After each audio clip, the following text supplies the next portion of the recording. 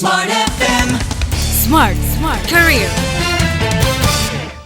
Smart listener, kalau ngomongin soal pemasukan tetap aman tapi keluarga juga tetap nyaman, kayaknya bisa ya saya bilang semua orang mau kayak gitu. Tapi gimana caranya sih? Saya Uli Manalu kali ini akan ajak Anda untuk ngobrol sama teman ngobrol kita. Ada Nanda, seorang creative writer dan juga creative planner yang akan membagikan pengalamannya, dan semoga juga ini bisa menjadi inspirasi ya untuk kita semua, bagaimana sih kita sebagai orang tua yang bekerja tapi juga tetap memprioritaskan keluarga di rumah.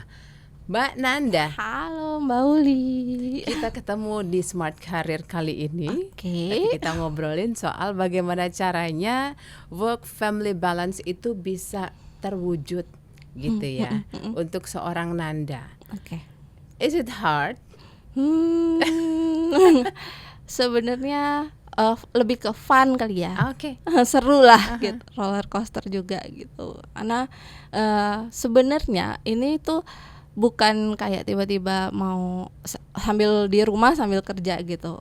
Justru ini adalah mimpi aku dari hari pertama aku masuk kerja di kantor dulu setelah lulus kuliah.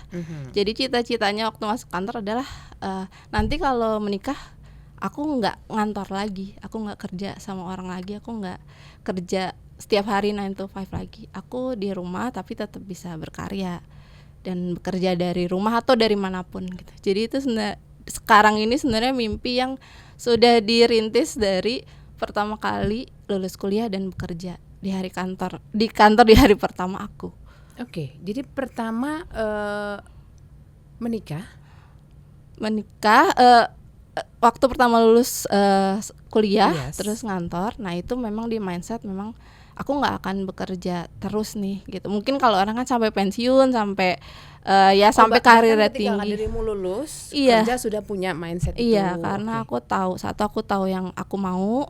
Terus alhamdulillah tahu yang bisa gitu, menulis atau membuat konsep kreatif. Jadi kayaknya aku pikir ini pekerjaan yang bisa aku lakukan sambil punya keluarga atau sambil aku suka jalan-jalan gitu. Jadi hari pertama aku kerja itu, mindset itu menjadikan strategi di aku untuk cari pengalaman sebanyak mungkin, cari link buat nanti bisa jadi klien suatu hari nanti gitu. Jadi itu memang sudah direncanakan gitu, sudah dibangun, karena itu buat aku sih mimpi yang mungkin nggak semua orang punya kesempatan untuk punya mimpi kayak gitu, kerja sambil ngeliatin anak tidur siang gitu. Oke.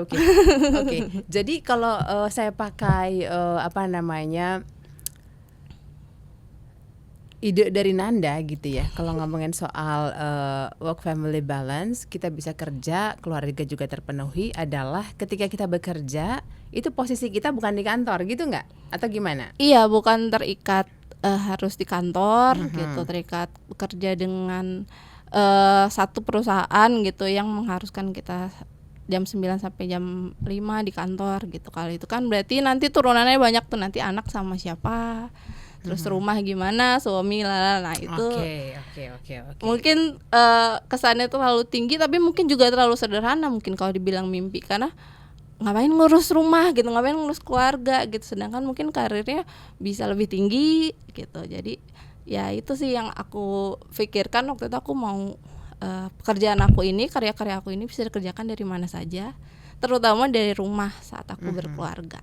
Oke, itu arahnya adalah kemana? Ke keseimbangan atau bagaimana kedua bagian ini bisa berjalan dengan baik atau gimana? Apa yang menurut Nanda yang disebut dengan keseimbangan tuh yang kayak gimana gitu? Oke, nah itu keseimbangan menurut aku itu jadi seimbang kalau versiku ya, karena aku tetap masih bisa berkarya dan masih bisa mengurus keluarga gitu, mengurus rumah gitu. Jadi tapi untuk mencapai itu memang nggak bisa. Pasti kalau tadi ditanya susah nggak, susah, tapi aku sudah mempersiapkan itu gitu dari jauh-jauh hari. Jadi memang kalau masih mau ada yang baru memulai, menurut aku masih bisa, tapi memang ada hal-hal yang harus disiapkan gitu, karena mungkin sekarang kerja dari rumah, kerja untuk siapa, kerja apa, yang kayak gitu.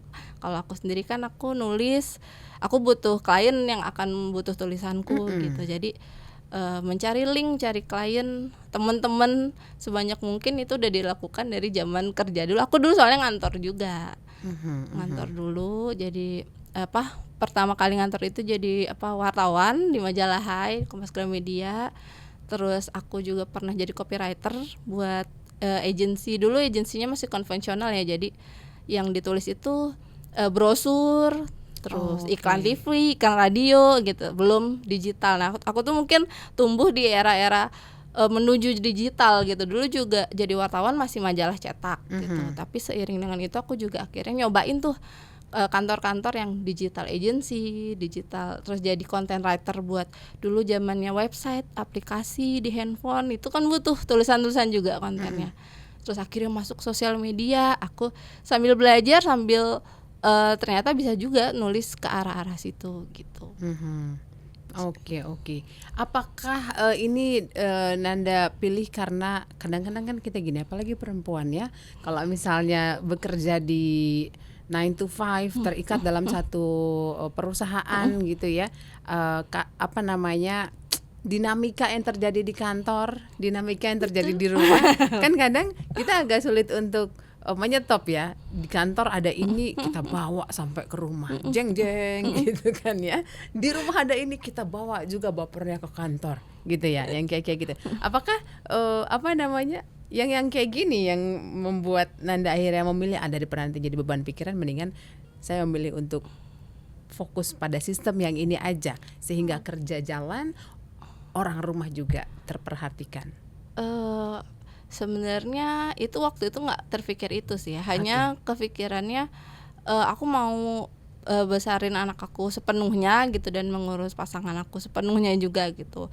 Walaupun tadinya aku juga bukan anak yang, mamaku dulu juga kerja kantoran juga gitu, tapi aku punya mindset sendiri gitu, maksudnya bukan aku jadi trauma dari orang tua, sebenarnya enggak, aku juga sebenarnya cukup aja gitu dari memori masa kecil aku, nggak ada yang buruk gitu. Tapi ketika memang sudah memutuskan aku kayaknya udah gede nih, aku pengen punya tadi mungkin sistem yang akhirnya jadi mimpi yang aku set sendiri, ini nanti kalau udah nikah akan begini gitu. Jadi sebenarnya kalau sekarang dibilang seimbang, susah gampang juga, tapi aku mungkin bilangnya ini ya tadi fun, terus roller coaster lah. Kadang kalau anaknya cepet tidur, aku jadi bisa cepet nulis. Enak nulis memang malam-malam gitu. Atau sekarang anaknya udah sekolah nih, udah lama sekolahnya sampai siang gitu, aku punya waktu buat meeting atau misalnya kesini gitu, anak aku lagi sekolah gitu. Jadi ternyata memang itu roller coaster yang nanti di atas memang nih lagi enak, nanti juga mungkin ada waktunya aku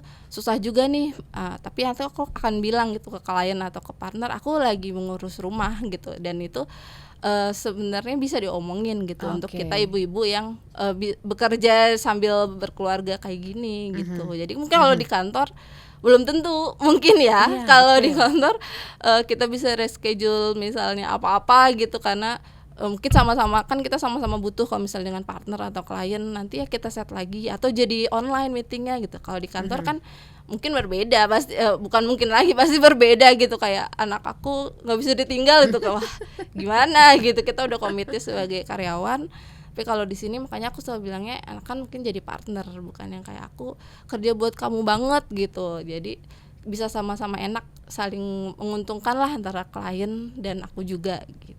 Oke, pada akhirnya semua pilihan ya? Betul, semua pilihan. Apa yang kita pilih dan bagaimana memanage-nya. Tapi boleh nggak dikasih info nih ke smart listener ya? Kalau kita memilih posisi profesi lah, boleh Uli bilang gitu ya, profesi seperti yang Nanda tekuni sekarang, seorang creative writer, creativepreneur gitu, dan akhirnya memiliki dan bisa menjalankan satu balancing antara pekerjaan dan juga rumah tangga. Bisa nggak sih saya bilang itu profesi-profesi tertentu aja yang bisa kita pilih gitu, atau gimana? Mungkin saat ini menurut aku iya sih, sepertinya. Jadi nggak semua profesi juga bisa. Terus sama tadi skillnya yang mungkin berbeda. Kalau aku yang sudah menyiapkan jauh-jauh hari dan memang sudah menekuni satu bidang ini gitu, mungkin itu akan lebih enak buat aku tahu nih porsi aku di pekerjaan ini bagaimana gitu. Mungkin berbeda kalau nanti ada yang baru mulai dan masih bingung, itu pasti dia butuh waktu yang lebih lama untuk misal mendapatkan klien atau produksi sesuatu gitu. Ya pekerjaan lain kan juga ada seperti jualan yang kayak gitu kan, itu juga akan berbeda tuh porsinya gitu dengan yang aku lakukan. Jadi kayaknya semua profesi mungkin bisa, tapi porsi-porsinya akan berbeda tuh gitu. Bisa seimbangnya kayaknya punya trik masing-masing sesuai profesinya gitu. Iya, kalau secara personal, persiapan-persiapan dilakukan kan Anda sebelumnya sempat jadi orang kantoran juga kan, lalu beralih kepada menjadi seorang, kita sebut creativepreneur lah ya, creativepreneur. Apa persiapan-persiapan yang perlu dilakukan supaya pada akhirnya kan pasti beda bekerja di perusahaan ketika itu harus bagaimana, lalu kita menjadi creativepreneur ketika itu harus bagaimana, moodnya juga beda, nggak ketemu lagi kan sama geng kita di kantor, kita kerja sendiri di rumah bukan? Bikin tim sendiri kalau aku akhirnya. Nah itu gimana tuh? Persiapannya ini juga mungkin bisa jadi masukan ya, mungkin yang lagi masih bekerja sekarang terus siap-siap mungkin suatu saat gitu. Menurut aku nih klise dan mungkin gitu kali ya, buat yang kantoran, kayak kerja yang bener sih menurut aku, bener-bener kerja yang bener-bener kerja ya. Jadi kayak lihat misal atasan kan ya pasti ada kesel-keselnya ya kita sama atasan, tapi coba kalau suatu saat aku yang jadi atasan gimana gitu. Jadi leadership di situ bisa belajar ya, kita posisikan nggak selalu kita yang jadi tim, tapi gimana tuh ngelit tim. Nah itu sebenarnya kayak gitu-gitu aku lihat dari tim leader aku dulu sih, dari kantor ke kantor, dari digital agency, dari creative agency sampai ke apalagi ke majalah ya, itu hierarki yang panjang dan itu keren-keren banget leader aku yang dulu mas mbak sekalian senior aku itu. Di aku menyebalkannya buat aku itu adalah ilmu dan bekal yang ini banget, yang besar banget, karena dulu dibilangnya tuh kayak kawah Chandra di muka gitu. Kita tuh sebenarnya dijorokin untuk jadi sesuatu di situ, karena memang wow itu majalah yang deadline-nya wah banget gitu. Tapi aku belajar banget di Hai, dan itu tadi kita mungkin persiapannya kalau buat sekarang yang di kantor ya tadi belajar yang bener, cari temen yang potensial gitu, maksudnya bukan teman yang cuma jadi tempat curhat atau tempat main gitu, karena suatu saat kita mungkin butuh orang-orang ini. Narasumber, dulu aku juga di majalah ngumpulin narasumber yang banyak, ngumpulin link yang banyak, sama mungkin yang nggak ada nominalnya adalah pengalaman kali ya. Pengalaman untuk di tempat segitunya di kantor, berarti nanti di rumah bisa lebih mudah harusnya gitu, ketemu orang sendiri yang dulu mungkin di kantor ada atasan yang di depan kita gitu. Itu mental juga dibentuk dari selama ngantor juga gitu. Oke, itu dia pengalaman Nanda kalau bicara soal work family balance. Kebetulan profesinya sebagai creativepreneur. Tapi percayalah kalau ngomongin soal work family balance, apapun profesi kita dan bagaimanapun sistem kerjanya, saya tertarik tadi yang Nanda bilang, benar-benar bekerja, kerja yang benar gitu ya, itu akan membentuk kita. Thank you so much. Iya, sama-sama. Semoga kita bisa ketemu lagi, ngobrol lagi ya. Terima kasih Smart Listener. Saya Ulimana, lu pamit, bye. Smart FM. Smart Career. Make your future better.